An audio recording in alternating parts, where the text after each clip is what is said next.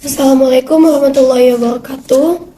My name is Jaspenita Baro, and I would like to explain my summary. The first book, the title is Curriculum Development and Design by Muraprint. Chapter 1, Introducing Curriculum. Curriculum is an area of vital importance to the professional teacher. In the other name, curriculum has become an established part of teacher education programs. The nature of curriculum. Many people find the term curriculum rather confusing. After all, the content it is used in many different ways. For example, a common use of the terms refers to the school curriculum. This incorporates all the plain learnings offered by school. The above are examples of the term curriculum in practice, and they can be placed in one of the following categories. First, a systematic curriculum. Second, a subject curriculum. And third, a school or institution curriculum. The most common perception of curriculum from the types suggested by Gladhorn may be described as the ideal or recommended curriculum, the entitlement curriculum, the intended or written curriculum, the implemented curriculum, the available or supported curriculum, the achieved curriculum, and the attained curriculum. Characterization of curriculum. A. Curriculum as subject matter. This is the most traditional image of curriculum, which depicts it as the combining of subject matter to form a body of content to be taught.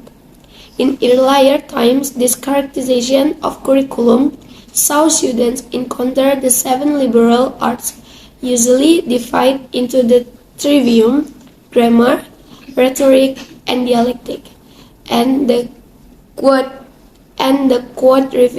arithmetic, geometry, astronomy, and music. B. Curriculum as experience. Most of these experiences have been purposively planned by means of the written curriculum, but many more experiences are encountered by learners in educational contexts. C. Curriculum as intention. This characterization of curriculum argues that a comprehensive planning of learning experiences for students predetermined before they commence that curriculum is the best way to address learners' needs. D. Curriculum as cultural reproduction. One characterization of curriculum that receives support is the view that curriculum should reflect the culture of a particular society. And E. Curriculum as career. A more recent characterization of curriculum views it as a process of providing continuous personal meaning to individuals. Curriculum and syllabus. Curriculum as a term is often confused with syllabus.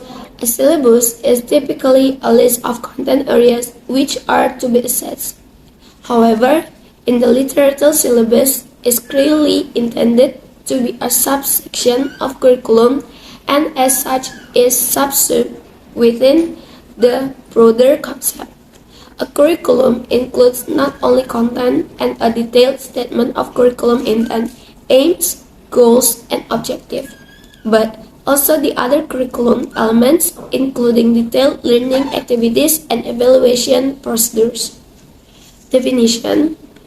Curriculum as a set of plain learning experiences offered by teachers. Curriculum is a written plan of action, thereby distinguishing it from what actually happens in the school.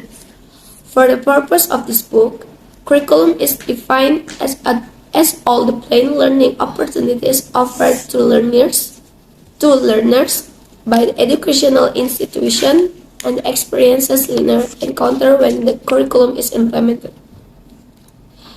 The above definition argues that a curriculum consists of, first, plain learning experiences, Second, offered within an educational institution or program. Third, represented as a document. And fourth, includes experiences resulting from implementing the document. Teacher curriculum decision making. It is suggested that teachers may participate in any combination of 4 curriculum decision making roles at school level. First, implementers or receivers. Second, adapters. Third, developers. And fourth, resources. Curriculum development. Curriculum development must be seen as a deliberate, purposeful planning activity that seeks to achieve general and specific intention. Okay, maybe that's all from me. The second book will be explained by Nandita Najwa Azzahra. Thank you. Wabarakatuh. My name is Nandita Najwa Azzahra from A2 Plus class for ELT Curriculum. And in this video, I would like to tell my summary for the second book. And the title of the book is Curriculum Development in Language Teaching by Jack C. Richard, 2001. So the first thing I would like to tell is the origin of language curriculum development. Language curriculum development is an aspect of a broader field of educational activity known as curriculum development or curriculum studies. This focuses on determining what knowledge, skills, and values students learn in school, what experience should be provided to bring about intended learning outcomes, and how teaching and learning in schools or educational system can be planned, measured, and evaluated. The second one is about historical background. Syllabus design is one aspect of curriculum development, but it is not identical with it. A specification of the content of a course of instruction and lists what will be taught and tested. Curriculum development is more comprehensive process than syllabus design. McKay comment that although there has been a preference for particular methods at different times, methods often continue in some form long after they have fallen out of favor. Common to teach method is the belief that the teaching practice is support provide a more effective and theoretically sound basis for teaching than the methods that preceded. Harold Palmer, the prominent British applied linguist, summarized the principle of language teaching methodology at that time as follows. First, initial preparation, orienting the students towards language learning. Second, habit forming, establishing correct habits. Third, accuracy, avoiding inaccurate language. Fourth, gradation, each stage prepare the students for the next. Fifth, proportion, each aspect of language given emphasis. Sixth, consonance, movement from the concert to the abstract. 7. Interest, arousing the students' interest at all times. 8. Order of progression, hearing before speaking and both before writing. And the last one is multiple line of approach, many different ways used to teach the language.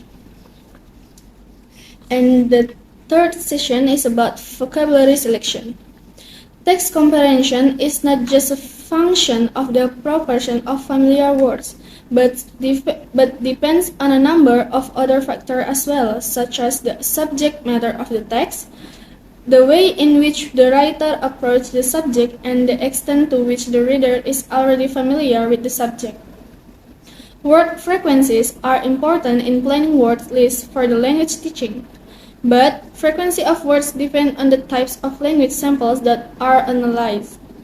Words with the highest frequency and the widest range are considered to be the most useful one for the purpose of language teaching. Other criteria were therefore also used in determining word lists. These include teachability, similarity, availability, coverage, and defining power. The procedures of vocabulary selection lead to the compilation of a basic vocabulary, or what is now called a lexical syllabus.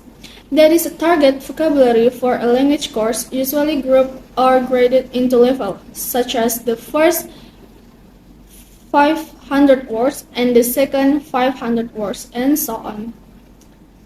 4. Grammar selection and gradation. From the 1930s, applied language began applying principle of selection to the design of grammatical syllabus, but in the case of grammar, selection is closely linked to the issue of gradation. Gradation is concerned with the grouping and sequencing of teaching items in a syllabus. A grammatical syllabus specifies both the set of grammatical structure to be taught and the order in which they should be taught. The use of grammatical syllabus can be regarded as the conventional approach to language teaching, since the majority of syllabus and published courses have as their core an ordered legacy of grammatical structure. These are the principles have been used as a basis for developing grammatical syllabus. The first one is simplicity and centrality. The second one is frequency, and the last one is learnability.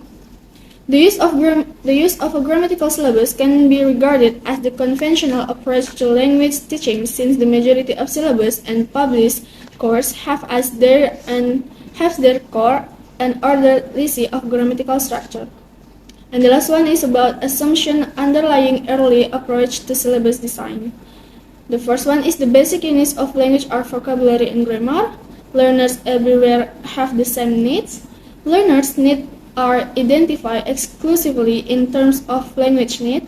The process of learning a language is largely determined in the textbook, and the last one is the context of teaching is English as a foreign language. Maybe that's all for the second book, and the last book will be explained by my partner, Jaspenita Baro.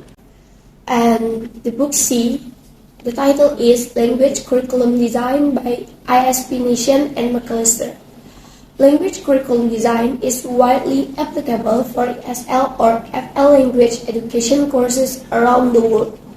Curriculum design can be seen as a kind of writing activity, and as such, it can usually be studied as a process. The typical sub-processes of the writing process, gathering ideas, ordering ideas, text, reviewing, and editing, can be applied to curriculum design. Considering the environment, here is a short list of some of the other factors that teachers consider most important.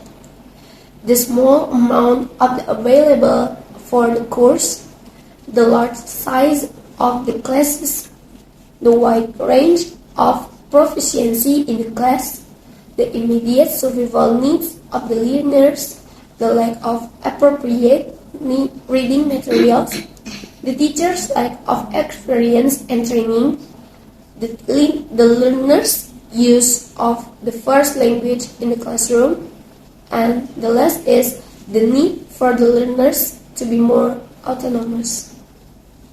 Okay, and the next part is discovering needs.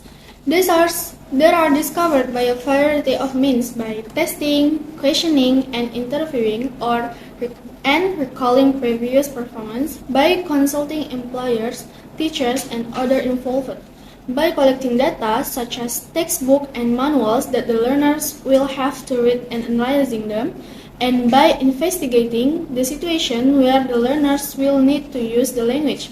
Ways of doing needs analysis can be evaluated by the same general criteria used to evaluate test reliability, validity, and practicality. Following principles. It is very important that curriculum design makes the connection between the research and theory of language learning and the practice of designing lessons and courses.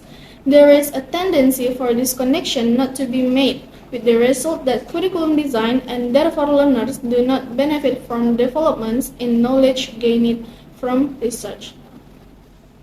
Goals. The goals is essential to decide why a course is being taught and why the learners need to get from it. Content and sequencing. The content of language course consists of the language items, ideas, skill, and strategy that meet the goals of the course. The viewpoint taken in this book is that even though the units of progression in a course might be tasks, topics, or themes, it is important for the curriculum designer to keep some check on vocabulary, grammar, discourse to make sure that important items are being covered and repeated. Finding a format and presenting material. The material in a course needs to be presented to learners in a form that will help learning because curriculum design is not a linear process. It may be necessary to alter the content or sequencing to suit the lesson format and to reorder the list of environmental factors. The lesson may still require adjustment as a result of consideration of other stages of the curriculum design. Monitoring and assessing. The aims of curriculum design are to make a course that has useful goals, that achieves its goals, and that satisfies users, and that does all this in an efficient way. An important recurring part of the design process is to assess how well these aims are achieved. But testing is only one way of gaining information about the progress of learners and the effectiveness of the course. And the last one is evaluating a course. The purpose of this chapter has been to briefly describe the major part of the curriculum design model. In the following chapters, each of the parts will be looked at in more detail. In addition, topics including evaluation course books, innovation, and designing in service course will be covered. Curriculum design is in essence a practical activity. Because of this, the tasks which follow each chapter provide an important part of learning about curriculum design. Maybe that's all from us. Thank you for watching. Wassalamualaikum warahmatullahi wabarakatuh. Goodbye.